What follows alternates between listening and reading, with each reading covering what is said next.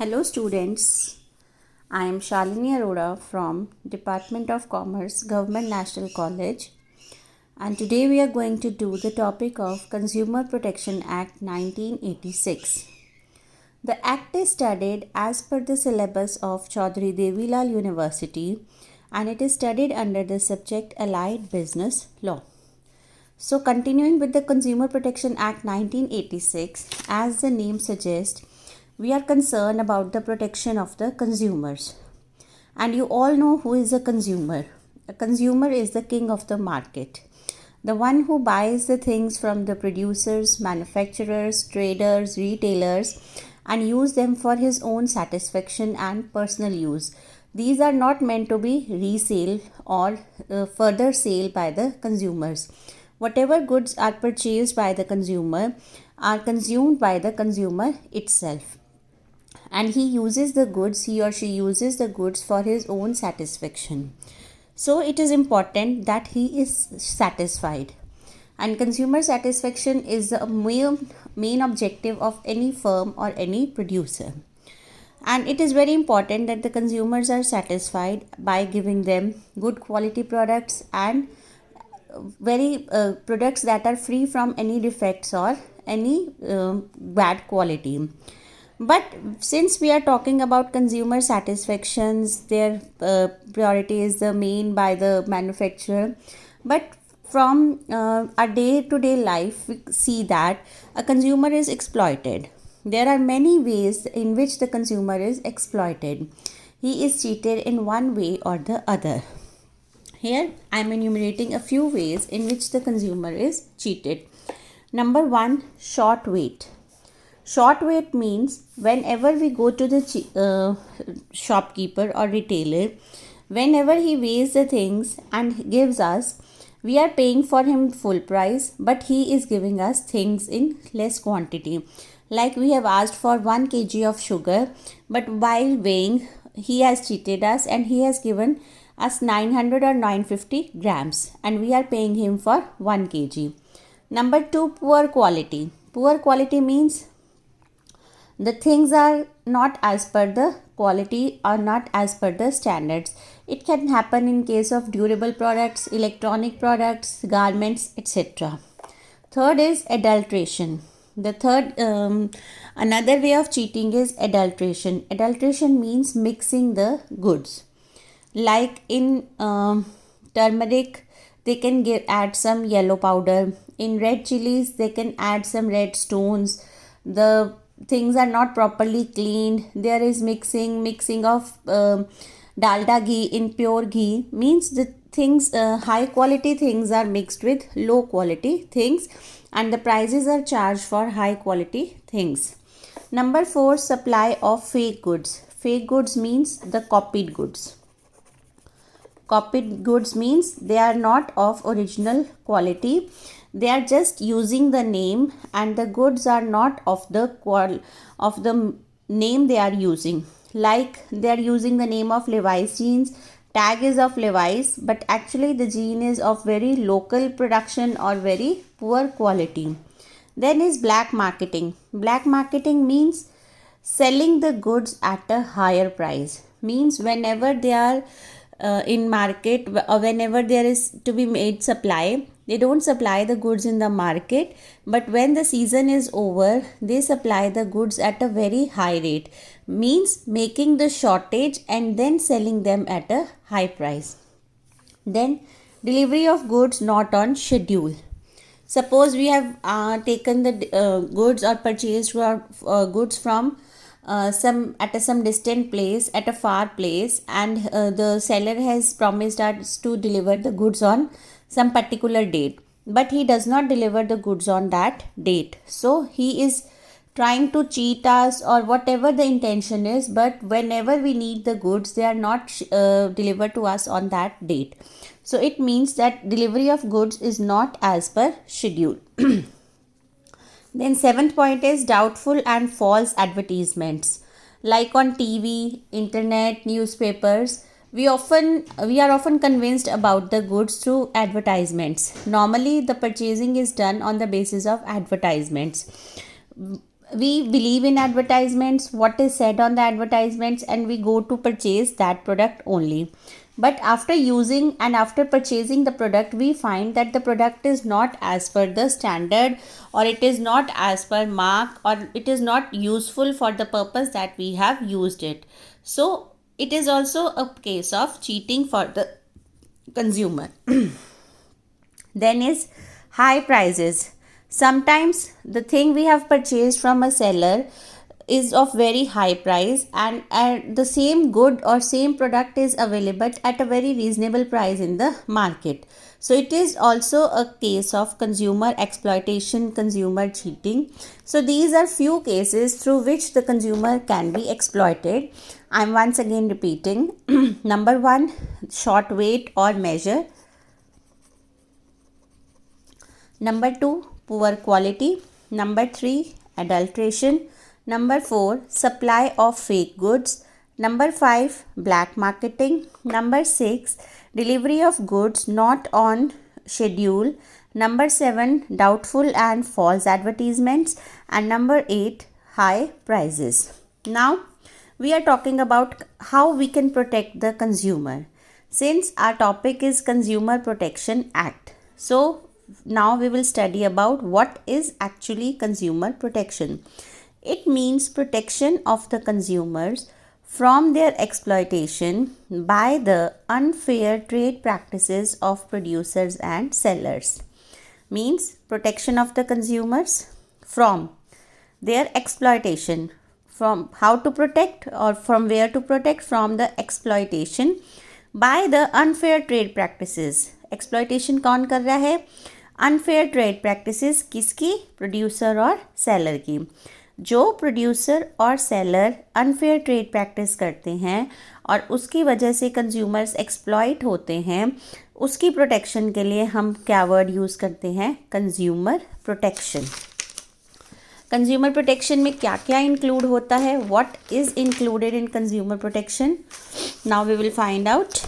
Number 1, protection of fundamental rights of consumer. As a consumer जब भी आप market में जाते हो, आप सेलर को फेस करते हो, तो आपके पास कुछ अधिकार होते हैं और उन अधिकारों के तहत आप चीज़ों को खरीदते हो.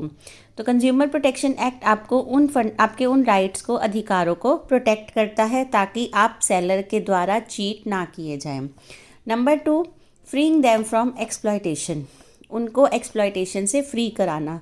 अगर उनके साथ कभी चीटिंग हुई भी है, कंज्यूमर को ऐसी सिचुएशन फेस करनी भी पड़ी है, तो उस एक्सप्लॉयटेशन से उसको आज़ादी दिलवाना.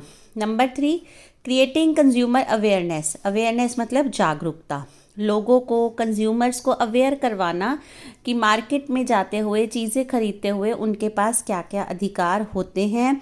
उनको जागरूक करवाना कि वो किस तरह से चीज़ें खरीदें, कैसे चेक करें, कैसे सेलर से बातचीत करनी है, कैसे चीज़ों की खरीदारी करनी है. Number 4, providing right to clean business environment. Clean business environment मतलब ऐसा इन्वायरमेंट जो बिल्कुल साफ़ सुथरा हो, जहाँ पे लोग चीटिंग ना करते हों, लोग उनको फ़ायदा ना उठा सके. जिस तरह की चीज़ उनको चाहिए वैसी ही चीज़ उनको जो है वो प्रोवाइड करवाएं. अब हम बात करते हैं कंज्यूमर प्रोटेक्शन एक्ट अप्लाई कैसे होता है.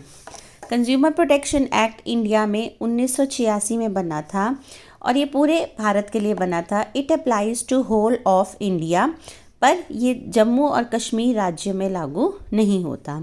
पूरे इंडिया में लागू होता है पर जम्मू और कश्मीर राज्य में लागू नहीं होता. It applies to all goods and services. ये सभी गुड्स और सर्विसेज जितने भी इंडिया में बेचे जाते हैं, खरीदे जाते हैं, चाहे वो गुड्स हैं, चाहे वो सर्विसेज हैं, चाहे वो सेवाएं हैं, कुछ भी है, ये सब के ऊपर जो है वो लागू होता है. इसमें कुछ राइट्स मिलते हैं कंज्यूमर को, हम उन राइट्स की बात करेंगे. Number 1, right to safety. Right to safety means जो भी चीज़ें वो खरीद रहे हैं उनको सेफ़ चीज़ें मिले, सुरक्षित चीज़ें मिलें, कोई भी ऐसी चीज़ ना मिले जिससे उनकी लाइफ, उनकी प्रॉपर्टी को कोई भी नुकसान हो. तो कंज्यूमर प्रोटेक्शन एक्ट 4 राइट्स देता है कंज्यूमर्स को. पहला राइट है right to safety. Number 2, right to be heard. Right to be heard का मतलब होता है कि अगर कभी उनके साथ चीटिंग हुई है, कभी वो एक्सप्लॉइट हुए हैं, सेलर ने उनको गलत प्रोडक्ट दे दिया है या कोई गलत प्रैक्टिस के शिकार वो हो गए हैं, तो उनकी सुनवाई की जाएगी, उनको सुना जाएगा और जो भी उनके लिए सही कंपेंसेशन होगी, सही उनका हर्जाना बनता होगा, वो उनको प्रोवाइड करवाया जाएगा।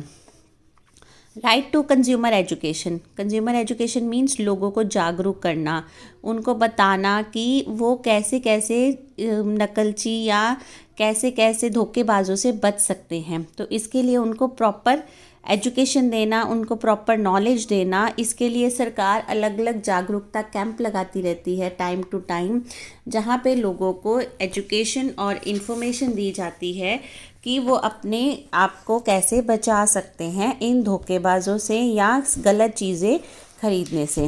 Number 4, right to seek redressal. Right to seek redressal का मतलब होता है अगर बाई चांस आपको लीगल हेल्प लेनी है, आपको कोर्ट की हेल्प लेनी है, तो ये उसमें भी आपको अधिकार देता है कि आप उसके लिए कोर्ट में जा सकते हो। और इसके लिए कंज्यूमर कोर्ट अलग से बनाए गए हैं। जो नॉर्मल कोर्ट होता है हमारा, जहाँ पे दूसरे मुकदमे लड़े जाते हैं, ये उन कोर्ट से अलग होते हैं, उन अदालतों से अलग होते हैं। इनके लिए उपभोक्ता अदालतें बनाई जाती हैं, जहाँ पे जाके ये अपना केस लड़ सकते हैं और अपने लिए लड़ाई लड़ सकते हैं जो भी इनके साथ गलत या चीटिंग जो धोखा हुआ है उस चीज़ के लिए। इसके लिए सरकार ने 3 टायर जुडिशल मशीनरी बना रखी है। 3 टायर जुडिशल मतलब 3 लेवल्स पे जो जुडिशरी है वो इसकी सुनवाई करती है। Number 1 district level, number 2 state level, number 3 national level.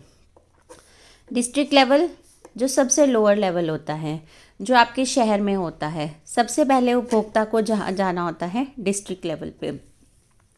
District level पे अगर आप सेटिस्फाई नहीं हो तो फिर आप अपना केस कहाँ पे लेके जाते हो? स्टेट लेवल पे। स्टेट लेवल पे भी अगर आप सेटिस्फाई नहीं हो तो फिर आप अपना कोर्ट केस कहाँ लेके जाओगे? नेशनल लेवल पे। नेशनल लेवल पे जो फैसला सुनाया जाएगा वो फाइनल होता है और दोनों पार्टीज़ को उसके ऊपर सहमति बनानी पड़ती है। अब आता है ऑब्जेक्टिव्स ऑफ द एक्ट। इस एक्ट को बनाने के उद्देश्य क्या थे, क्यों ये एक्ट बनाया गया? Number 1 protect consumers from immoral activities and unfair trade practices of traders. Number first point, इस एक्ट को बनाने का उद्देश्य क्या था? कंज्यूमर्स उपभोक्ताओं को प्रोटेक्ट करना, कहाँ से? इमोरल एक्टिविटीज़ और unfair trade practices of traders.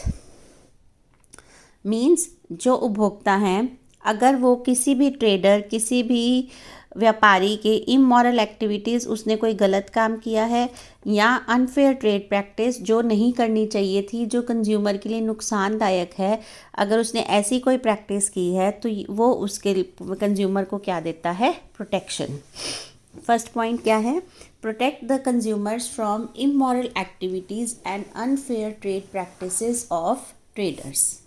Number 2 protect and promote rights of consumers. Protect and promote rights of consumers means जो भी हमने ऊपर 4 अधिकार किए हैं, right to safety, right to heard, right to consumer education and right to seek redressal.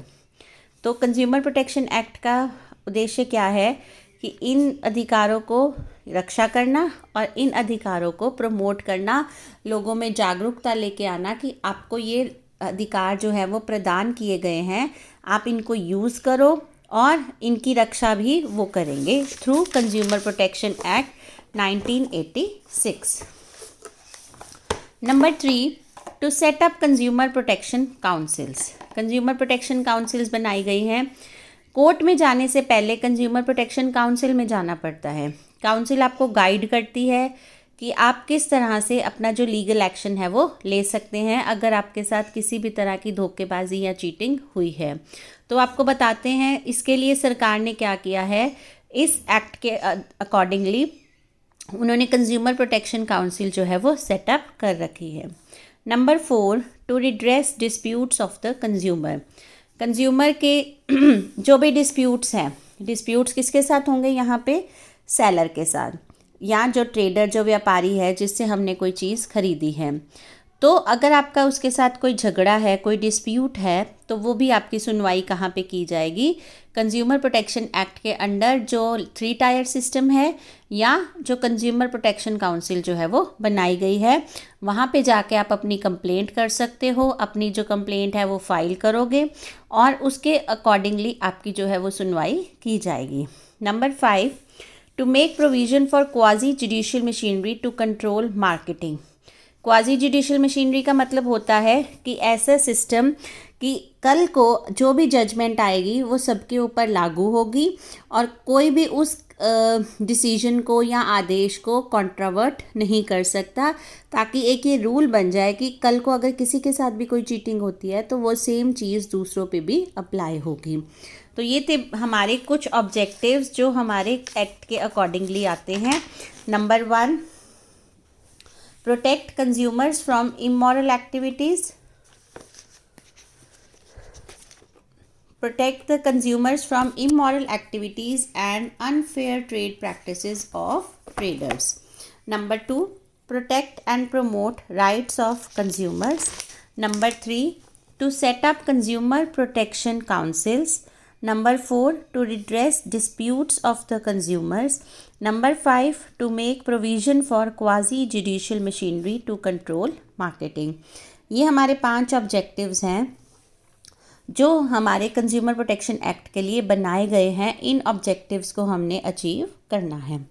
अब इस act में हमें कुछ डेफिनेशंस, कुछ टर्म्स हमारे सामने आती हैं। तो फर्स्ट जो टर्म है that is appropriate laboratory. Appropriate laboratory वो होती है जो सरकार द्वारा कोई भी लैब स्थापित की जाती है। अगर हमने किसी गुड्स को डिफेक्टिव घोषित करना है, हमने उसको एज एविडेंस यूज़ करना है, तो हम उस लेबोरेटरी में ले जाके अपने गुड्स की जांच करवाएंगे और लेबोरेटरी ये प्रूव करेगी कि इसमें डिफेक्ट है या नहीं है, और अगर डिफेक्ट है तो कितना है। Number 2, complainant. कंप्लेनेंट कौन होगा? कंज्यूमर। जिसके साथ चीटिंग हुई है, जिसके साथ धोखाधड़ी हुई है, उसको हम क्या बोलते हैं? कंप्लेनेंट। जब वो अपनी कंप्लेंट दर्ज करवाता है, जब वो अपनी सारा जो भी उसके साथ चीटिंग हुई है, जो भी धोखा हुआ है, जब वो दर्ज करवाता है वहाँ ड्रेसल के सामने, तो उसको हम क्या बोलते हैं? कंप्लेनेंट। Number 3, complaint. कंप्लेंट क्या होगी? वो इन्फॉर्मेशन जो हम दर्ज करवाते हैं कि हमारे साथ चीटिंग हुई है, हमारे साथ धोखा हुआ है, जो भी आपके साथ प्रॉब्लम आ रही है गुड्स को यूज़ करने में, उस सारी इन्फॉर्मेशन को हम क्या बोलते हैं? कंप्लेंट। उसके बाद है कंज्यूमर। कंज्यूमर कौन होगा? जो कंप्लेंट दर्ज करवाता है। उसके बाद तो वो क्या बन गया? कंप्लेनेंट। बट कंप्लेनेंट से पहले वो क्या होता है? कंज्यूमर। तो consumer is one who uses the goods और services, who consumes the goods और सर्विसेज। कंज्यूमर 2 तरह के होते हैं, consumer of goods and consumer of services. Consumer of goods कौन होते हैं? गुड्स वो होते हैं जो मूवेबल प्रॉपर्टी होती है, जिसको हम एक जगह से दूसरी जगह लेके जा सकते हैं और जो हमें दिखता है और जिसको हम सेपरेट कर सकते हैं किसी भी चीज़ से।